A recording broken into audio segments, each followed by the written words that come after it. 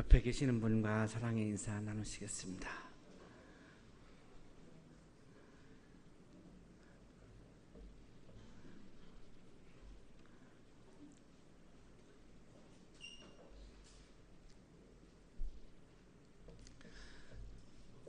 테레사 수녀님이 매일 묵상집을 이렇게 쓰셨습니다. 그 제목이 사랑은 철따라 열매를 맺나니인데 그 중에 나오는 한 부분입니다. 서방 세계의 정신적 빈곤은 우리 인도 국민의 물질적 빈곤보다 훨씬 더 심합니다. 서방 세계에서는 지독한 고립감과 자신의 무가치를 느끼는 사람들이 수백만 명에 달하고 있습니다. 그들은 자신들이 아무도 사랑해 줄 사람이 없는 쓸모없는 존재라고 느끼고 있습니다. 이 사람들은 물질적인 의미로 굶주리고 있는 것이 아니고 또 다른 의미로 굶주리고 있습니다. 그들은 돈보다도 더 중요한 것이 필요하다고 생각하면서도 그것이 무엇인지 모릅니다. 실제로 그들이 잃어버린 것은 하나님과의 살아있는 관계입니다. 지난주에 우리가 읽었던 솔제니친의 연설하고 굉장히 맥을 같이 하고 있습니다. 아무리 우리가 경제적인 빈곤을 해결한다 할지라도 이 하나님과의 관계를 상실해서 영적인 빈곤에 빠지면 우리가 행복하게 살아갈 수가 없다. 인도의 가난한 사람들과 자기가 지내면서 이들의 아픔을 보고 있지만 오히려 서방 세계에 살고 있는 부유한 나라들의 사람들의 모습은 자기는 더 불쌍하게 다가온다라고 성령 강림절 기간의 묵상집에서 이렇게 이야기를 했습니다. 한 군데만 더 보겠습니다. 빈곤에는 여러 가지 종류가 있습니다. 인도에는 굶주림 속에서 살다가 죽는 사람이 있습니다. 그곳에는 한 줌의 쌀조차도 귀중합니다. 서방 국가에는 우리가 가난이라고 말하는 의미의 물질적인 가난은 없습니다. 거기에는 아무도 굶주림으로 죽는 사람이 없고 인도와 그 밖의 다른 나라에서 볼 수 있는 배고픈 사람들조차 없습니다. 그러나 서방 세계에 사는 여러분에게는 또 다른 종류의 빈곤, 즉 정신적 빈곤이 있습니다. 이것은 훨씬 더 나쁩니다. 사람들은 하나님을 믿지 않으며 기도도 하지 않습니다. 사람들은 서로서로 돌보지 않습니다. 테레사 수녀님이 이야기한 이 정신적 빈곤을 오늘 아침 저는 영적 빈곤이라고 말하고 싶고, 오늘의 우리들의 문제는 경제적 빈곤보다는 오히려 영적 빈곤에서 일어나는 문제들이 더 많고, 굉장히 우리들에게 절실하고 급한 문제가 있다면 경제적 빈곤보다는 영적 빈곤이 우리들의 교회의 문제이기도 하고 우리 또한 사회의 우리 민족의 문제이기도 하다라고 하는 묵상을 하게 됩니다. 오늘 성서일과의 말씀은 예수님께서 이 영적 빈곤에 시달리고 있는 사람들을 향한 주님의 말씀입니다. 예수님께서 말씀하십니다. 내가 생명의 빵이다. 빵을 먹는 거죠. 배가 고픈 사람들에게는 절실한 말씀이죠. 내가 생명의 빵이다. 자, 그런데 오병이어 기자 현장에 있던 많은 사람들은 이 나는 빵이다라고 하는 말씀을 내 배를 채우는, 욕망을 채우는, 내 육신을 채우는 그런 빵으로 이해를 한 것이죠. 예수님은 지금 영적 빈곤에 시달리고 있는, 오병이의 기적을 일으키고 있는 그 예수가 하늘로부터 온 분이고 참된 양식이고 하나님의 아들이고 메시아이고 하나님이고 그리스도이고 정말 우리를 구원할 수 있는 유일한 분이다라고 하는 것을 알게 해주려고, 깨닫게 해주려고 오병이의 기적을 일으켰는데, 사람들은 정작 그 기적을 통해서 일어난 그 물질적인 빵에만 관심하고 그 빵의 출처인, 우리들의 영적인 빈곤을 해결해 줄 수 있는 유일하신 그 빵을 만드신 그 예수에는 안중에도 없었던 것이죠. 이것이 영적 빈곤에 시달리고 있는 처절한 그 당시 그 사람들의 모습이었습니다. 내게로 오는 사람은 결코 줄이지 않을 것이요 나를 믿는 사람은 다시는 목마르지 않을 것이다. 이 빵을 먹으면 또 배가 고프지만 영적 빈곤을 해결하면, 나를 통해서 영적인 빈곤을 해결하면 근본적인 배고픔과 목마름과 주림으로부터 완전히 해결할 수 있는 그런 영적인 기쁨, 영생의 기쁨, 구원의 기쁨에 이룰 수 있다. 이 차원을 지금 사람들은 보지 못하고 있는 거죠. 왜? 영적인 빈곤에 시달리고 있기 때문입니다. 자, 무리들과 그런 이야기를 주고받다가 이제 대화 상대가 41절에 가면 유대인들로 바뀌고 있습니다. 자, 유대인들이 그렇게 예수님이 말씀하시니까, 내가 하늘에서 내려온 빵이다 하고 말씀하시니까 그분을 두고, 예수님을 두고 수군거리기 시작합니다. 왜 수군거렸을까요? 왜 불평했을까요? 왜 투덜거렸을까요? 하늘에서 내려온 빵이라고 하는 이 지점 때문입니다. 그냥 빵이라고 그러면 수군거리지 않았을 터인데, 하늘에서 내려온 빵이라고 말씀하시니까, 그러면 당신이 하나님으로부터 온 존재야? 아, 그러면 하나님의 아들이야? 당신이 하나님이란 말이야? 지금 이 부분 때문에 굉장히 마음이 불편해서 수군거리고 있는 거죠. 왜냐하면 이 유대인들은 이 예수가 요셉의 아들이라고 하는 자기 지식이 있기 때문입니다. 내가 구축하고 있는 지식의 체계, 내가 구축하고 있는 이성의 체계, 내가 구축하고 있는 진리의 체계, 내가 구축하고 있는 사고의 체계, 내가 구축하고 있는 이념의 체계, 내가 구축하고 있는 신념의 체계, 심지어는 내가 구축하고 있는 종교, 교리의 체계가 완벽하게 갖추어져 있는 사람들이기 때문에 요셉의 아들이라고 하는 내 지식의 체계를 벗어나 있는 하늘로부터 온 존재라고 하는 이 체계를 받아들일 수 없는 거예요. 이 부분이 믿음을 가질 수 없는 이유이고, 신앙을 가질 수 없는 이유이고, 예수를 내 주인으로 모실 수 없는 이유이고, 여기서 발생하는 문제가 영적 빈곤인 거죠. 내 지식의 체계가 아무리 완벽하다 할지라도 그 지식의 체계로는 영적인 빈곤을 해결할 수가 없기 때문입니다. 그래서 이들은 자신의 이 지식의 체계와 하늘로부터 온 빵이라고 하는 것이 충돌하기 때문에 그 차원을 넘어선 그 부분을, 예수의 참 존재를 보지 못하고, 그 예수의 진정한 존재의 의미를 보지 못하고, 이 예수가 요셉의 아들이라고 하는 지식의 체계 안에서 갇혀서 이것을 받아들일 수 없기 때문에 지금 수군거리고 있는 거예요.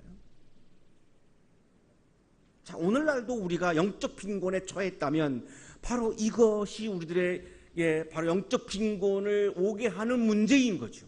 그래서 우리는 수군거릴 수밖에 없는 거죠. 그때 예수님께서 말씀하십니다. 수군거리지 말아라.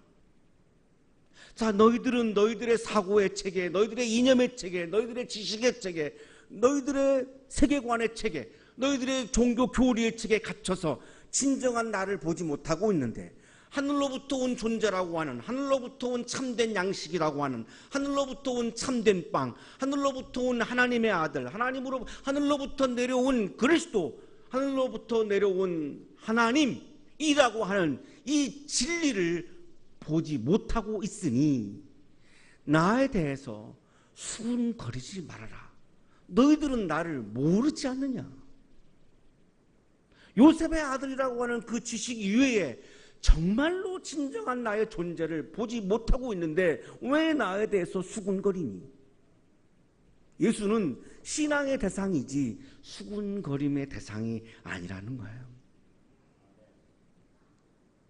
교회는 우리가 예수님을 찾고, 예수님을 만나고, 예수님을 높이고, 예수님을 예배하고, 예수님과 내가 하나가 되고, 예수 생명이 내 생명이 되어서 내가 영생의 기쁨을 누리고 하나님 나라의 기쁨을 누리기 위해서 오는 곳이지, 사람들이 모여서 수군거리기 위해서 오는 곳이 교회가 아니라는 겁니다. 우리 교회가 참 좋은 교회라고 하는 부분이 여러 가지가 있는데 그 중에 하나가 수군거림이 없다는 거예요. 제가 1년쯤 지내보니까 참 수군거림이 없어요. 있을 만한데 없어요. 지금 한국 교회는 이 수군거림 때문에 힘들어요. 교회에 가면 수군거림이 참 많습니다. 제가 일반 교회에서 목회할 때 보면 참 수군거림이 많아요. 근데 우리 교회는 관심이 없어서 그런 건지 그건 아닐 것 같은데 참 수군거림이 없어요. 왜? 오로지 내가 예수님 만나고 예수님 말씀을 내가 먹고 내가 예수 안으로 들어가고 오로지 여러분의 관심은 그거인 것 같아요. 참 우리 교회가 참 좋은 교회예요. 나를 보내신 아버지께서 이끌어주지 아니하시면 아무도 내게 올 수 없다. 자, 이제 수군거리지 말라고 하시고 나서 자신의 지식의 체계 때문에 자기의 사고의 체계 때문에 진정한 예수를 보지 못하고 있는 그들에게 이제 한 걸음 더 나가서 주시는 말씀이 뭐냐면, 자, 이제 믿음의 세계로 들어가려면, 신앙의 세계로 들어가려면 아버지께로 가야 한다는 거예요. 아버지에 대해서 수군거려 가지고서는 신앙의 세계에 들어갈 수가 없고 그냥 아버지께로 가서 아버지를 만나야 한다는 거예요.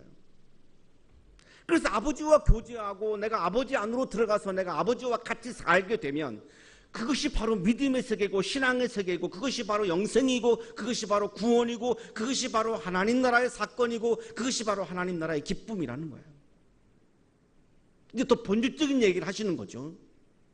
문제는 아버지께로 가는 것이 내 의지로 되지 않는다는 거예요. 이렇게 말씀하시죠. 아버지께서 이끌어주지 아니하시면 아버지께 갈 수 없다 이거예요. 아버지가 나를 이끌어 주셔야만 내가 갈 수 있다는 거예요. 여기서 예배를 드리고 있는 여러분들은 아버지께서 이끌어 주셨기 때문에 지금 이 자리에 계시는 거죠. 내 어떤 공로나 내 어떤 지식의 세계나 내 어떤 사고의 체계를 통해서 여기 와 계시는 것이 아니라 아버지께서 이끌어 주신 거예요.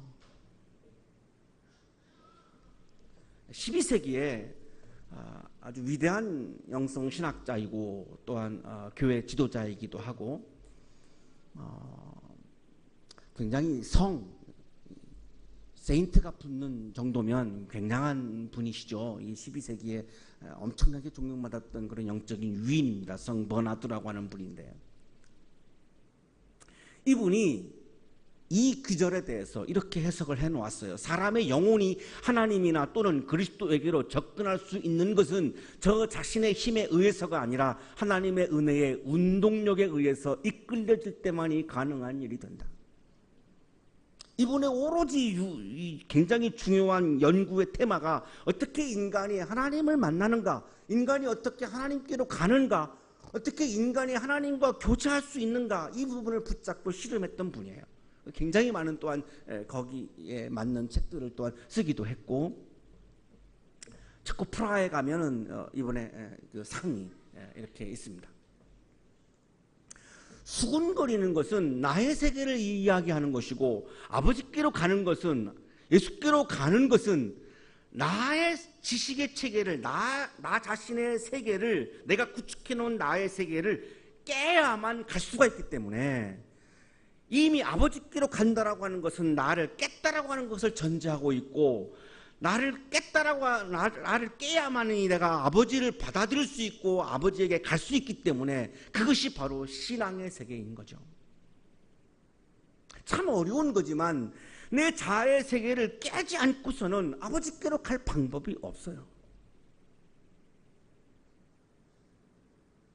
그러면 나는 아무것도 아니냐? 그것은 아니죠. 자존감, 자부심과 교만은 다른 거죠.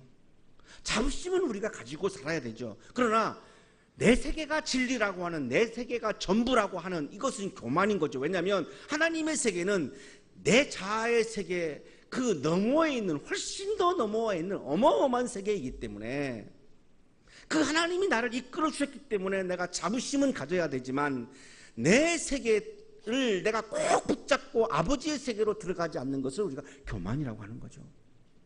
이걸 어떻게 깨고 내가 아버지의 이끄심을 받을 것인가, 이것이 우리들의 과제인 거죠. 예수님은 유대인들이 익숙한 구약의 말씀, 이사야의 말씀, 예언서의 말씀을 인용을 하십니다. 그러면서 강조하시는 것이, 아버지께 듣고 배운 사람은 다 내게로 온다. 하나님 아버지께로 가서 하나님의 말씀을 배운 사람들은 다 예수에게로 온다는 거예요. 왜 그럴까요? 예수님 외에는 아버지를 본 사람이 없기 때문이죠. 하나님께로부터 온 사람은 예수님을 말합니다. 예수님 외에 누가 아버지를 보았느냐? 아무도 없다는 거죠. 하나님을 본 사람은 예수님밖에 없다는 거예요. 그러니까 예수를 통하지 않고서는 아버지께로 갈 수가 없다는 거죠. 아버지를 만날 수 없다는 거죠.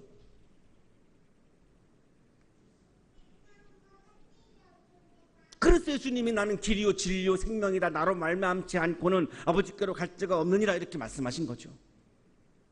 예수를 통하지 않고는 하나님께로 이를 수가 없어요.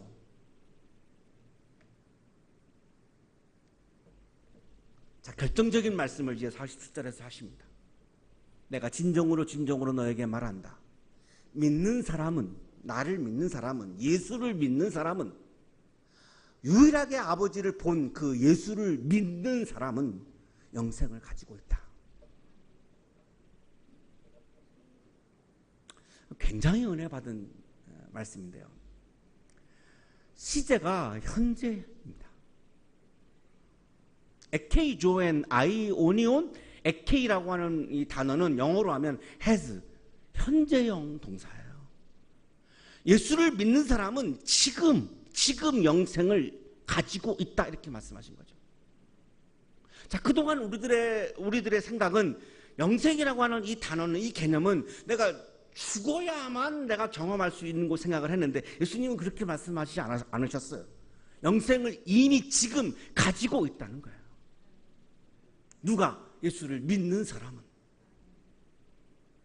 우리가 지금 내가 진심으로 예수를 믿는다면, 내가 예수님을 하나님의 아들로, 나의 구원자로, 나의 주인으로, 우주의 주인으로 내가 믿는다면 우리는 이미 지금 영생을 가지고 있다는 거예요.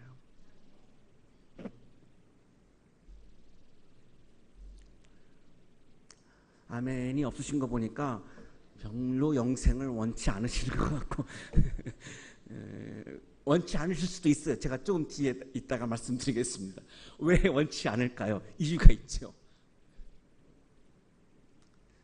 자, 여기서 생명이라고 하는 단어는 헬라어로 비오스가 있고 그리고 조에가 있는데요. 이 비오스는 이 육신의 생명을 말하고, 이 조에는 육신의 생명, 영적인 생명, 모든 생명을 다 포함하는 전 생명, 온 생명을 의미하는데, 여기서 지금 영생을 가지고 있다라고 했을 때 조에를 쓰셨어요.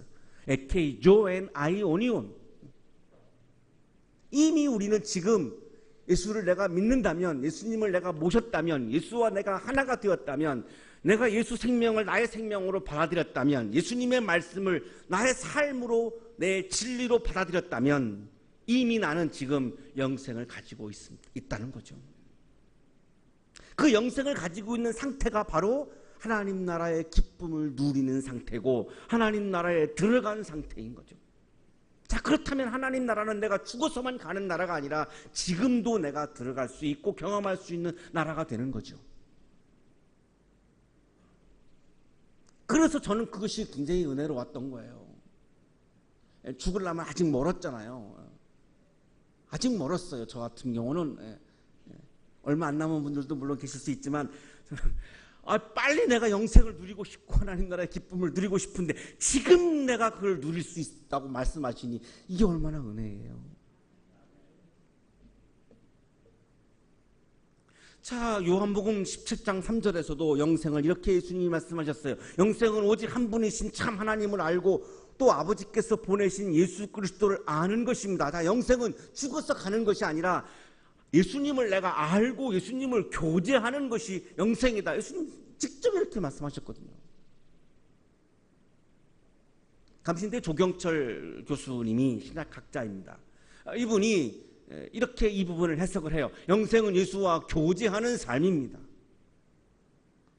영생이라고 하는 개념은 내가 예수님과 교제하고 예수님과 사귀고 예수 생명이 내 생명이 되고 예수와 내가 일치하고 예수님과 내가 하나가 되어서 내가 예수를 먹어서 내가 예수님과 내가 하나가 된 거, 한 몸이 된 거, 이것이 바로 영생이라는 거예요. 예수의 세계 속으로 나의 세계를 깨고 예수의 세계 속으로 내가 들어간 거죠. 이게 영생이라는 거예요. 영생은 예수 그리스도를 알고 교제하고 예수의 현존 안에서 사는 생명을 의미하는 말입니다. 나의 생명이 예수의 생명과 일치하는 것을 의미하는 겁니다. 생명의 길이가 중요한 것이 아니라 생명의 질이 중요하죠. 자, 여러분이 영생을 굉장히 이렇게 버거워하실 수 있습니다. 왜 그러냐면 돌아오는 토요일이 우리 구항복 70주년인데요. 일제의 노예로 사는 상태에서 영원히 죽지 않는다고 가정을 해보세요. 노예로 그냥 죽지 않고 계속 사는 거죠. 해방 없이 구원 없이 노예로 계속 죽지 않고 사는 것을 우리가 영생이라고 말할 수 있을까요? 생명의 길이를 말하는 게 아니라는 거죠. 메르스에 감염되어 가지고 영원히 죽지 않다고 안고 산다고 생각을 해보세요. 끔찍하죠. 메르스에 걸리면 격리돼야 되고 교회도 못 가고 일터에도 못 가고 사람도 못 만나고 그렇게 영원히 죽지 않고 산다고 가정을 해보면 정말 끔찍합니다. 그게 어떻게 영생이겠습니까? 내가 악한 영의 지배를 받으며 영원히 죽지 않는다고 생각을 해보세요. 악한 영의 지배를 벗어나서 내가 그리스도의 지배를 받으며 내가 구원받은 상태가 영생이지, 악한 영의 지배를 받고 내가 질병을 내가 앓고 내가 노예로 죽지 않고 사는 것은 영생이라고 말할 수가 없죠. 아마도 그래서 여러분 가운데 영생이 지금 부담스러우신 분도 있는 것 같은데요. 영생은 이미 예수의 생명이기 때문에 이 노예도 다 해방해서 구원받고 질병도 주님의 손길에 의해서 다 치유받아서 구원받고 악한 영의 지배를 받는 것도 주님이 물리쳐 주셔서 내가 그리스도의 세계로 들어간 거고, 그게 바로 영생의 상태, 구원의 상태, 하나님 나라 기쁨의 상태인 거죠. 주님이 지금 이거를 말씀하고 있는 거예요. 이 영생의 세계 속에 들어가야지 영적인 빈곤이 근본적으로 해결할 수 있다는 거죠. 다시 한번 예수님이 반복하십니다. 나는 생명의 빵이다. 에고 에이미, 호 아르토스, 테스, 조에스, 에고 에이미, I am이라는 그런 말이죠. 나는 누구누구이다. 이게 바로 하나님이 현현하실 때 늘 쓰시던 하나님의 표현법을 예수님이 지금 쓰십니다. 왜냐하면 내가 하나님으로부터 온 떡이다, 하나님으로부터 온 하나님의 아들이다, 하나님으로부터 온 메시아다, 하나님으로부터 온 구원자다, 이것을 말씀하시기 위해서 하나님이 쓰시는 표현법을 지금 쓰고 계시는 거죠. 나의 세계를 깨트리고 자아를 깨트리고 내가 예수를 먹어야, 생명의 빵이신 예수를 먹어야 내가 예수님과 깊이 교제할 수 있죠. 예수님과의 교제는 이렇게 바라보는, 관망하는 피상적인 만남으로는 내가 예수님과 진심으로 교제할 수가 없고, 예수를 내가 먹을 정도로 내가 예수님과 깊이 교제해야만 예수 생명과 나의 생명이 하나가 되고, 그 상태가 바로 영생의 상태예요. 그 상태가 바로 하나님 나라 기쁨을 누리는 상태라는 거예요. 예수님의 마음은 우리가 이 땅에서도, 지금 이 땅에서도 물론 질병도 많고 또 우리를 억압하는 것들도 있고 악한 영이 늘 나를 유혹하고 하는 세상에 살고 있지만, 이 세상에서도 바로 이 영생의 기쁨을, 하나님 나라의 기쁨을 누리며 살기를 원하는 것이 바로 우리를 향한 주님의 마음인 거예요. 그러니 나를 깨트리고 내가 예수 속으로 들어가고 예수를 먹고 예수 생명 속으로 내가 들어가야 한다는 거예요. 제발 제발. 그래야지 그것이 영적인 빈곤을 해결할 수 있는 유일한 통로라는 거예요. 너희 조상은 광야에서 만나를 먹었어도 죽었다. 우리가 그렇게 중요하게 여기는 육신을 채우는, 배를 채우는, 우리들의 욕망을 채우는 빵을 먹었지만, 만나를 먹었지만, 기적을 통해서 먹었지만, 그러나 그들은 불평하고 원망하다가 죽었다. 거기는 영생이 없다는 거죠. 기적을 통해서 일으킨 그 만나에도 영생은 없다는 거죠. 나는 하늘에서 내려온 빵이다. 만나는 내가 만든 빵이지만 나는 하나님으로부터 온 생명이다. 하나님으로부터 온 생명이다. 하나님으로부터 온 살이다. 그러니까 이거를 먹어야 영생을 누리고 하나님 나라의 기쁨을 누릴 수 있다. 영적인 빈곤을 해결할 수 있다. 예수님의 마지막 결론입니다. 나는 하늘에서 내려온 살아있는 빵이다. 다시 한번 확인하시죠. 나는 하늘에서 내려온 빵이다. 사람이 만든 빵이 아니라 자연적으로 생겨난 빵이 아니라 하나님으로부터 온 빵이다. 내가 하나님이다. 그래서 나를 먹는 사람은 누구나 영생을 누린다. 나를 먹어야 한다. 나의 혼과 나의 마음과 나의 정신과 나의 뜻을 먹어야 한다. 너희들이 너희들의 생각과 너희들의 뜻과 너희들의 지식과 너희들의 자아를 깨뜨리고 예수의 뜻과 예수의 혼과 예수의 마음과 예수의 뜻을 나의 뜻으로 받아들이면 그러면 영생이 주어진다. 내가 줄 빵은 나의 살이다. 내가 빵이라고 이야기하는 것은 내가 내 살을 준다는 거다. 삭스, 십자가에서 죽으시는 플래시를 의미하는 거죠. 내가 주는 빵은 너희들이 평상시에 볼 수 있는 빵과 똑같은 그런 플래시인데, 그런 삭스인데, 이런 물질적인 건데, 그러나 나는 하늘에서 내려온 삭스이기 때문에 이 내 삭스 안에는 하나님의 생명이 들어있다는 거예요. 그래서 십자가에 죽으신 예수 그리스도가 우리를 구원할 수 있는 거죠. 예수가 하나님으로부터 온 생명이 아니라면 우리를 구원할 수가 없는 거죠. 십자가에 죽었기 때문에 우리를 구원하시는 것이 아니라 그 십자가에 죽으신 그분이 하나님으로부터 온 살이기 때문에 우리를 구원한다는 거죠. 그 예수의 살이, 예수의 생명이 세상에 생명을 준다. 자, 주님의 마음은 세상을 살리려고 하시는 마음이 주님이 간절한 마음이죠. 주님의 마음은 자기의 살을 통해서, 십자가에 죽으신 자기의 살을 통해서, 자기의 빵을 통해서 세상을 살리기를 원하신 거예요. 자, 그렇다면 그리스도인은 어디에 있어야 합니까? 세상에 있어야 하는 겁니다. 세상을 어떻게 바라봐야 합니까? 사랑의 눈빛으로 봐야 하는 거죠. 세상에서 뭐 해야 하는 겁니까? 열심히 일해야 되는 거죠.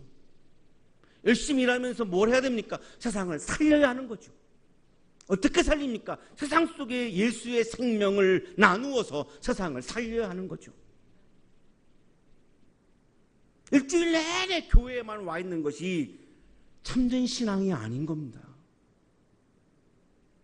세상에 나가서 내게 주어진 일터에서 내가 정말로 성실하게 일하며 그 일터에 내가 부름받은 그 일터에 정말 예수의 생명을 불러일으키고 예수의 생명을 거기에서 나누는 사람이 진정한 그리스도인인 거죠. 왜? 예수님의 마음은 세상을 살리려고 하셨죠.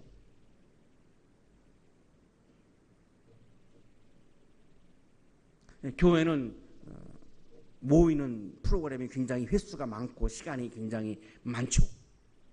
우리 교회는 일반 교회보다는 굉장히 적죠. 우리 교회가 왜 좋은 교회냐? 교회에 자꾸 붙들어만 놓으면 세상에 나가서 성실하게 일을 못해요. 우리 교회 모임이 가장 적당합니다. 지금 어쩌면 이렇게 좋은 교회인지 몰라요. 제가 30년을 목회한 사람이잖아요. 제가 다 이렇게 해봤잖아요. 새벽기도 나오고 새벽기도 하고서 직장에 나가서 매일 좋은 장로님 봤어요. 그 진정한 그리스도인이 아니에요. 차라리 새벽기도 하지 마시고 직장에 가서 정말 열심히 일하고 성실하게 보여서 정말 존경을 받아야 예수 생명이 나누어지지. 새벽기도 한다고 매일 직장에 나가서 돌아봐요. 예수님 영광을 가리는 거예요. 그거는 차라리 그 새벽기도 안 나오는 게 나아요. 그분은 아주 극단적인 예를 제가 들었습니다만, 그리스도인은 세상에 나가서 열심히 일하고 존경받고 예수의 생명을 나누는 사람이 진정한 그리스도인이에요. 왜? 예수님이 원한 게 그거거든요. 영생의 기쁨을, 하나님 나라의 기쁨을 누리는 여러분 되시기를 축복합니다. 하나님 감사합니다. 오늘도 우리에게 우리를 향한 간절한 마음을 들려주시고 나를 먹으라고 다시 한번 간곡히 우리에게 말씀해 주시는 그 은혜에 송구스럽습니다. 하나님, 우리들의 욕심을 채우기 위해서 먹는 것을 줄이고 영생의 기쁨을 위해서 예수의 말씀을 먹고 사는 그리스도인으로 살게 해 주옵소서. 우리에게 주어진 일터에서 예수의 생명을 나누기 위해 최선을 다하는 성실한 그리스도인으로 살도록 우리에게 힘을 더해 주옵소서. 예수 그리스도의 이름으로 기도하옵나이다. 아멘.